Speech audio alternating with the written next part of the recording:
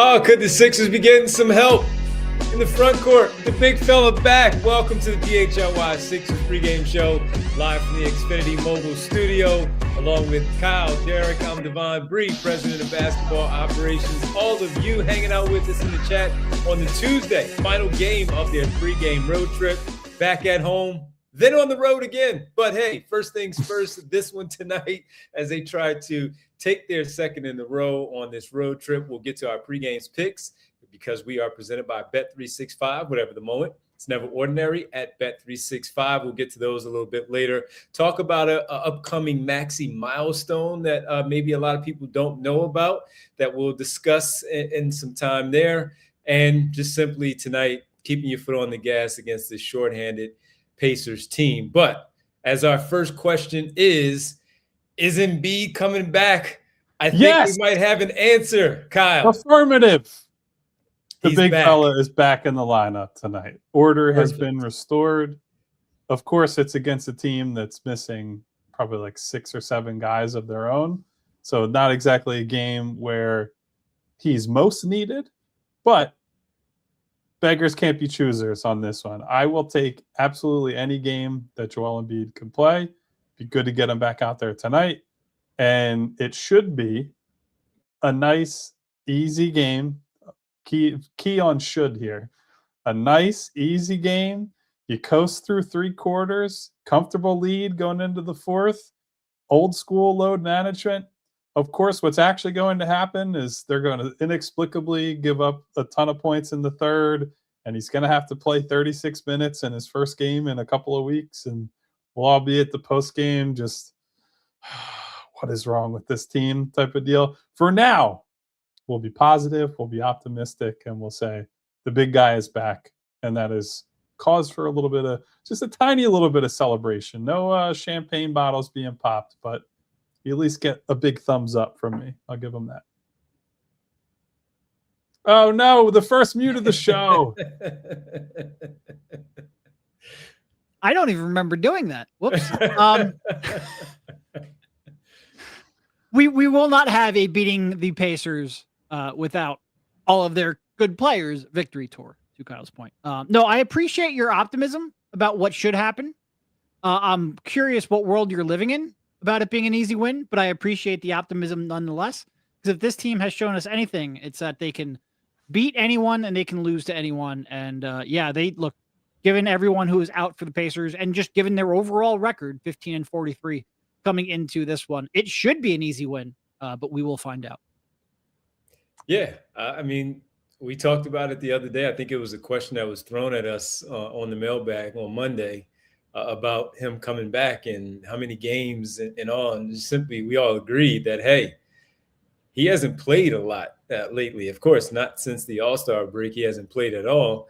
And I'll take whatever they can give. So as Kyle points out that so many people are out, and Derek follows up with the Pacers, that's their thing. And right now, the Sixers need to continue to try to keep it going. And if this is the tune-up that he needs to get back into it, because we highlighted that Thursday they're back home, they have the Miami Heat battling for, seeding, the Boston Celtics. No Jaylen Brown tonight for their lineup as they are on the road. They're in front of you, and this is the final game of the season between those two teams. I'm okay with this one being the one that he comes back to because, look, the Pacers are a 15-win team. We talked about how well coached they are.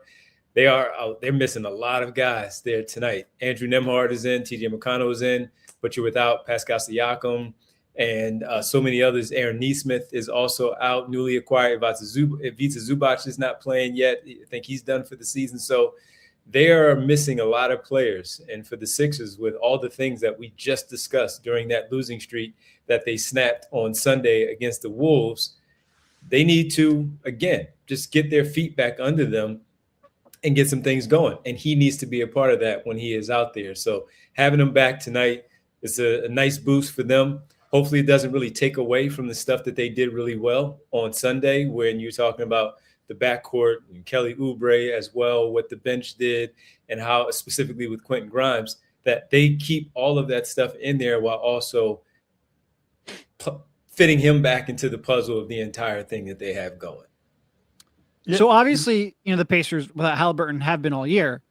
But when you then take Pascal Siakam out, they average 104 points per 100 possessions. Now, throwing in the context, league average, that's average, not a good team, not a bad team, just average team, 115.5. They are 11 points per 100 possessions below a league average offense. When you look at what they do offensively without Halliburton, they don't do anything above like a 20th percentile league-wide. Obviously, that's on a 1 to 100 scale, well, 0 to 100 scale.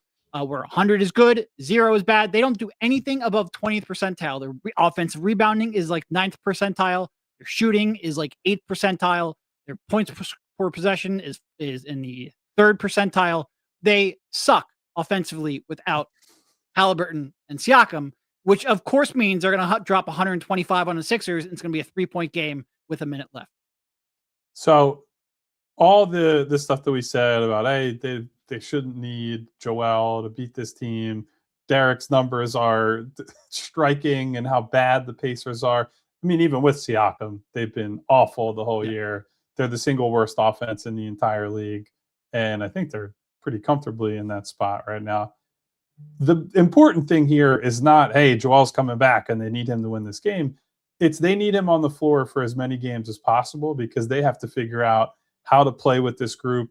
I know that they've accumulated more reps this year than last year, and Paul George being out is a complicating factor. But the more reps you get with Joel and VJ Edgecombe running pick and rolls, with the staggered units where Maxey's the undisputed guy, and what does that look like with Adem Bona or Andre Drummond? Frankly, if you can just banish one of those guys to the bench and have a 15-minute run out of Bona, I would expect against this team, that's a preferable outcome for sure. And the more consistent your lineup is on the floor, the easier it is for, as much as we've complained about Nurse lately, it gets easier for him to figure out these are our best combinations. These are the guys and the plays we're going to turn to when it's a Joel-led backup unit, when it's a Maxey-led backup unit. Here are the guys who help VJ the most. And how do you build the unit that's probably VJ at the point, Joel in the middle, and then what does 2 through 4 look like in that kind of setup? Or maybe it's 1, 3, and 4, depending on if Campaign is going to play in those Joel heavy minutes on the bench. We'll see. But I think it's not about, like, people will always make comments about, oh, of course he's available against the Pacers after missing, whatever game it is. I want him on the floor every single game that he's capable of being on the floor for. And to get a tune-up game, or what should be a tune-up game tonight, is really nice for them because, as Devon, you brought up, they have these games coming up that they're real consequential games in the Eastern Conference playoff picture. They get Miami later this week. That's a big one as they're trying to ward them off, climbing up the play-in standings. You got the Boston one. I don't think, based on who they have available and where their records are, that they're going to catch them by the end of the year. But if you can go 3-1 against them, it's at least like a mental, hey, we beat this team 3 times this year. So even if that tiebreaker doesn't matter, I think that would be meaningful against a team that historically has always beaten you when it matters. Like, get a little bit of that weight off of your shoulders and just continue to work on the little pet plays, the wrinkles, the next stuff, right? Because they have things that work. They have the 2-man game with Joel and Maxey. They have some of the pick and roll stuff on the left side of the floor with VJ and Joel. How do you iterate on that? How do you get the rest of the offense involved and the other guys involved on the second side using off-ball screens, things like that?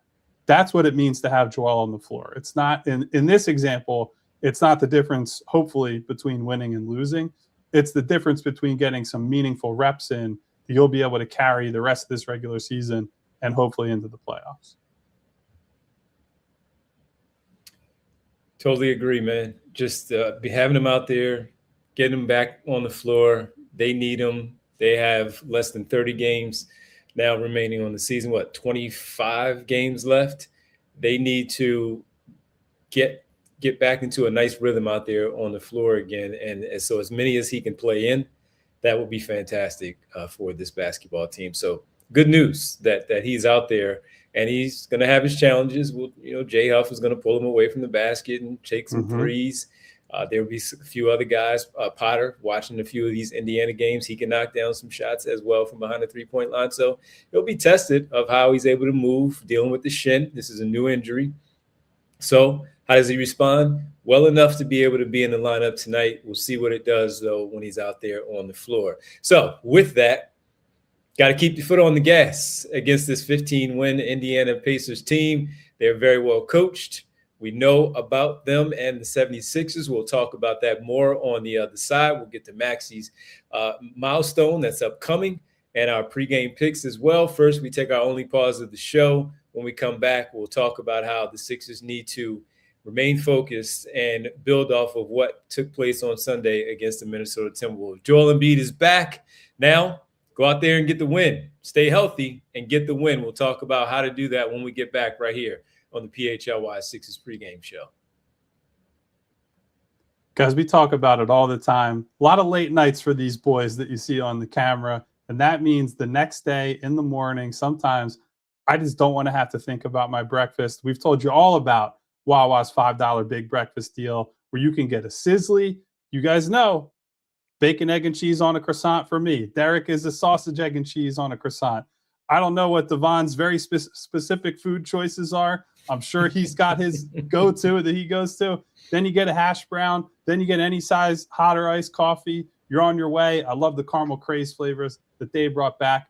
But here's the good news, guys. It's not just 5 to 11 anymore. It's not just the big breakfast deal. Now you're getting a $5 roasted or crispy chicken sandwich deal. And you can get that absolutely all day, anytime, whenever you want. You can make it your way. I like the buffalo to go with that. They also, right now, they have a special teriyaki recipe for a limited time. I've heard it's really good. I haven't had the chance to try it yet. I've been more on that morning kick lately, getting those sizzlies, but you got to get in there and make sure during a limited time, see wawa.com for details, that you get that $5 deal on the crispy or roasted chicken sandwich. You all know it. Got to have a Wawa.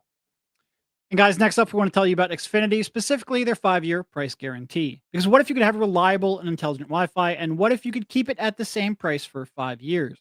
That's the Xfinity 5-year price guarantee. Imagine Wi-Fi that makes everything in your home work together, that finds and fixes problems before you even notice them, like super intelligent Wi-Fi with a sixth sense.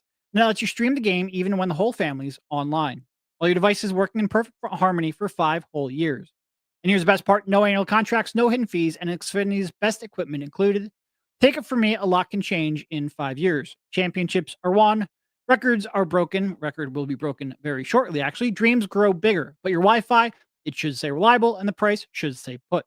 Lock in your price and unlock the possibilities with Xfinity. Learn more at Xfinity.com. Xfinity, imagine that. Select plans only. Restrictions apply. Back with you here on the PHLY Sixers pregame show. Derek, Kyle, Devon Bree. Thanks to all of you for hanging out with us. Hit the like button, like and subscribe to the show. Leave a comment. We always appreciate it. Make sure you're with us for the post game as well, 10 minutes after the game goes final. But Derek, keeping the foot on the gas with Embiid back. What do you want to take? What do you want them to take away what they did against Minnesota? Of course, incorporating Embiid back into. It's not like they're unfamiliar with each other, but he has been out a while. Finally got the win on Sunday. What do you want to see from them to keep that momentum going into tonight's game? Yeah, I mean, look, I think if you're talking about like what the Pacers can actually do well, they really only do one thing well offensively, and that's to push the pace. Even without Halliburton, they're still one of the faster paced teams in the league. Whenever you go up in these overmatched teams, control the ball, don't turn it over, don't let them get out on the break, don't give them easy possessions, and don't give them a bunch of super wide open threes. You do that, and you should be able to control this game pretty easily. I agree with Kyle. Like, I'm thrilled that Joel's going to play in this one, even though they should probably win it without him, because you still have a core group. And right now I'm going to call the core group the current starting lineup, because Paul George still has a month where he's not going to play. They have not played very many minutes together. Like, you're talking about, I think, somewhere in the span of maybe like 70 minutes they've played as a unit together. They're still trying to figure everything out. You got a little bit of a clunky fit there with Kelly and with Barlow. Not a lot of shooting between those two, especially when Kelly's in a slump, although he's been shooting, more consistently this year. But you need to figure out how to make that collection of skill sets work. Obviously, that works a lot better when you have someone like Joel there to not only space the floor, to not only create space for Maxey, but also just to give Maxey an outlet valve when he gets trapped, which we talked about the other day. But you still have it's a bit of a clunky lineup to make work. So I just want to see them grow and continue to learn how to play alongside of each other, because you've got to live another month now without Paul George, and you've got to figure out exactly what you can lean on when you go up against better teams. And there are some gimmicky or different schemes the teams can play against the non-Joel Sixers, especially a team like the undermanned Pacers, where Rick Carlisle is incentivized to try just about everything. And I would assume if Joel was not available, and I think we'll still probably see some tonight, I'd assume we would see some zone where they say, hey, Dominic Barlow, Kelly Oubre, Andre Drummond, or Adem Bona, go right ahead, take as many threes as you want. It gets harder to play it against Joel when he's on the floor, because he'll set up in the middle of the floor. He's that release valve in the center of the zone. He's going to just rise up and take a mid-range jumper. And that this season is back to, basically automatic for him, where he's hitting, what is it, like 51, 52% on those long twos, those mid-range jumpers that he loves from around the nail. So that's a great thing to have. It's harder to switch when Joel's available, because if you switch on to Maxey and you have a big on him, well, great. Now Maxey gets to attack a big, and then you have the small on Joel. Great. He's going to draw a foul, or he's going to go to the basket and dunk on somebody, whatever it might be. So he just opens up a lot of things. And some of the guys fall into more natural roles with Joel on the floor. For example, Kelly Oubre, I think, has been on and off lately. I won't say he's been all bad, but Kelly Oubre feels like a different player to me when Joel's available, where he has a nice understanding, nice chemistry with Joel as that dunker spot, baseline cutter, knows when the double is coming off of his man, and then release, get to the rim, good finisher there. And he isn't asked to create as much. And so it puts Kelly in situations where he's going to succeed more. It makes life easier for VJ. Just go on down the list. There are lots and lots of guys on this team that they make more sense when Joel is available. And even Tyrese Maxey, although he's been tremendous in his own right and putting up, 39 points on the road against the Wolves the other night with no Joel, he benefits from Joel being out there quite a bit. That two-man game still remains the foundational plank of this team and their offense. It's the thing they go to when times get tough. It's the thing that if nothing else is working, hey, spam some DHOs, spam some pick and rolls in the middle of the floor and get those two involved. And like I said, it's all about how do you iterate on that, because they're going to run that stuff in crunch time. This is not a team that has like a 250 play playbook, and Nick Nurse he's got like what my dad used to call the Chinese takeout menu that Andy Reid would hold on the sideline calling plays for the Eagles. They have a few plays that they run and a few wrinkles off of each of those. But the longer you have Joel out there, the more you're able to tinker around the edges and figure out ways for the second side guys to get involved, add more motion. And the other part of it is, we talked about this the other day, Joel might not be a good transition defense player. In fact, I know he's not a good transition defense player. You know when it gets easier to play defense? When the other team has to take the ball out of the basket. And he makes such a profound impact on their offense that he limits the opportunities teams have to run off of live rebounds, run off of turnovers. That alone, it doesn't erase the weakness that they have, but it dents it and it chips away at it, and it makes it so rebounding is probably the main thing we have to think about as it pertains to their weaknesses. Kyle, I'll just follow up real fast with what you just said about other guys taking advantage of Embiid being back. And I'll even throw in how Dominic Barlow has, when you talk about the outside shooting, but it's just more of the cutting and having the opportunity to battle on the glass by himself to secure a board where it's not as crowded. If Embiid is in a certain area, he often wins those battles. So with him, also those two areas of the floor, Embiid helps big time when he's out there with him. So for him, I lean there. And then for VJ Edgecombe, after we saw him shoot 18 shots the other night, keep that aggression there against the Minnesota Timberwolves. And I know you guys love the fact that he took 7 threes. keep that aggression on the offensive end where these guys are empowering you. They give you the basketball for a reason. Go out there and do it. Don't make sure you don't start to revert back to, I have to fall in line in my order of where things are. You stay aggressive. If you take a good shot, it has already been shown that these veterans don't mind VJ Edgecombe as a rookie taking those shots. So continue to do that. And with that, even with Joel not being the transition defense, of course, that you just mentioned, but the defense in general, where it hasn't really been there, he's been getting himself where he had that stretch of regular games where he played in the month of December and January, where he's selectively challenging shots, but he still alters some. Now with him back there, I wonder how much we'll see even more of the gambling from Maxey and or Edgecombe out on the perimeter, and maybe even Grimes if he's out there on the floor with them, of taking some chances. It's just because knowing that while he's not the same player that he used to be defending the rim, he's still a 7-2 guy that they know is back there, and they might try to take some of those chances on the perimeter. So the scrambling, the communication has to be there where you just rotate to the next open man and find an open guy where it's not an easy 3-point shot, because as you guys said, they run and they will fire up some shots from Huff to Nembhard that we already know, to Walker, who's now in the mix for a lot of these minutes, Shepherd also. So they have to just find a man on those scrambles to get back and play some sound defense and try to keep those open shots from being there. Nurse talked about it during the losing streak where it was just far too many guys open. We talked about it on the postgame show. So while you may take those chances, the communication and the recognition has to be there. I have to get over to the nearest guy, point to whoever you're going to, yell it out, whatever you are doing. That stuff needs to be there for a game like tonight, because as we've seen, when you let a bad team hang around, they make shots, they're going to believe that they can win this game in the third quarter. So handle your business then where it doesn't get away from you in those ways. Yeah, and look, I know we said Joe should be playing in this game for all the reasons we listed.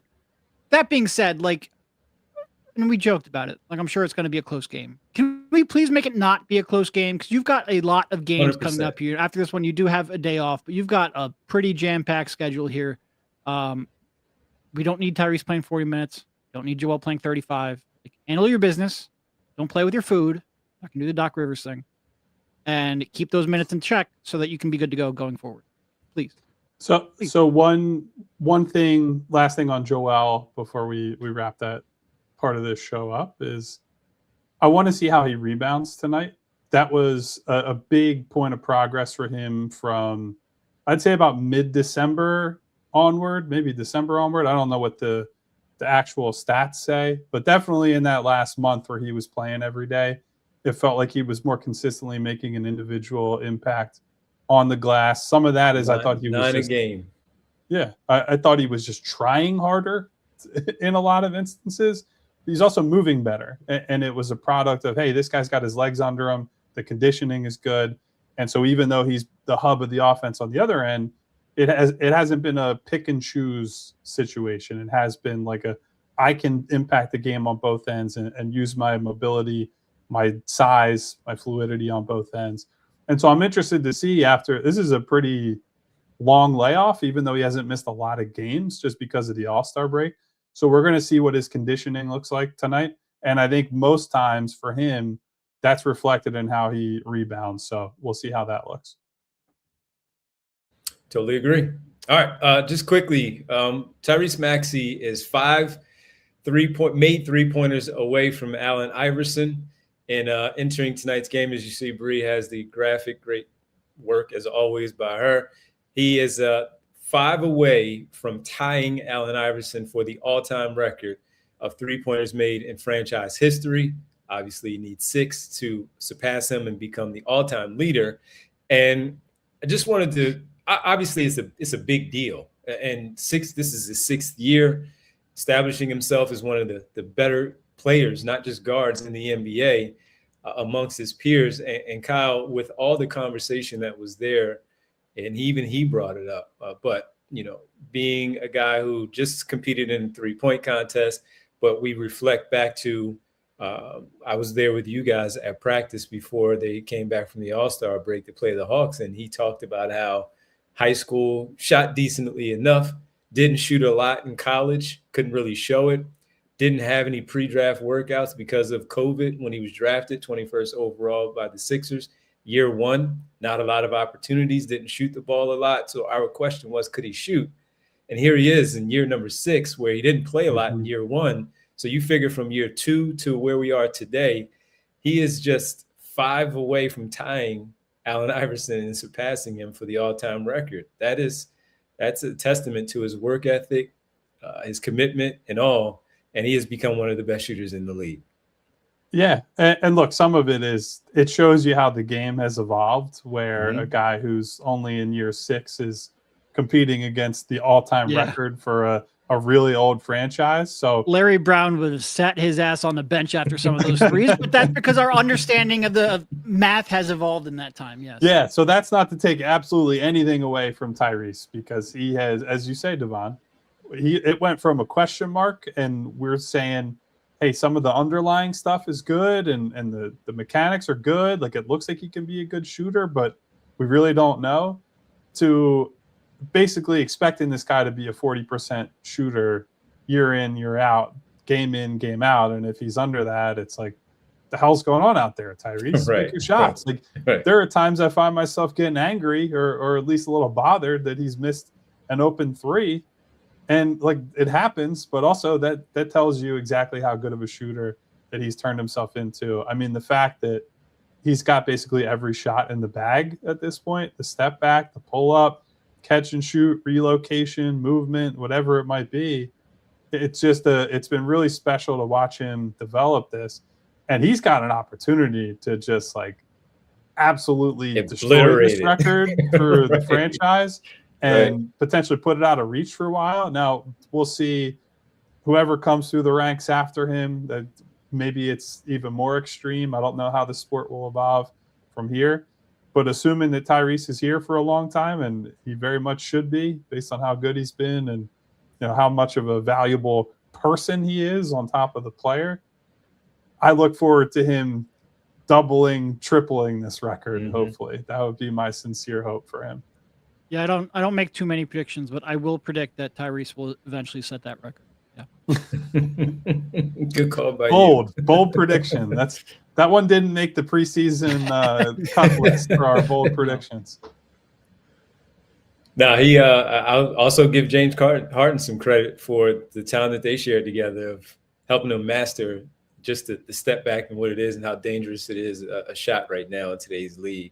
Learning from James Harden, I would imagine, was a big part of all that and knocking that shot down. So we'll, of course, talk more about it when he could do it tonight. The way that he shoots the basketball, he can drop 6 of those tonight, maybe just drop the 5 and tie it, come back home and break it.